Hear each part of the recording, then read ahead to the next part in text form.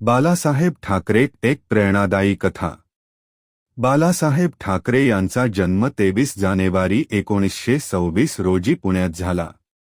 लहानपणापासूनच त्यांच्यात निर्भीडपणा आणि स्पष्ट बोलण्याची ताकद होती। कार्टूनिस्ट म्हणून त्यांनी फ्री प्रेस जर्नलमध्ये काम सुरू केले।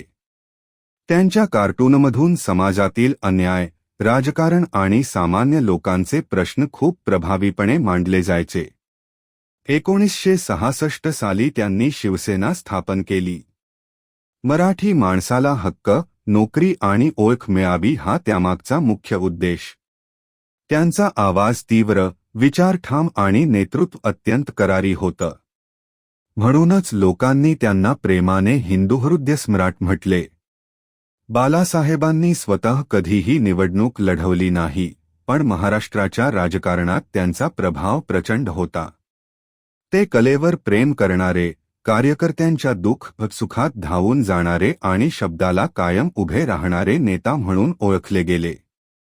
17 नोव्हेंबर 2012 रोजी त्यांचे निधन झाले, पण त्यांची विचारधारा, नेतृत्व आणि प्रभाव आजही मराठी जनमानसात जिवंत आहे। अशा काही नवीन माहितीसाठी चॅनलला सबस्क्राइब आणि लाईक करा।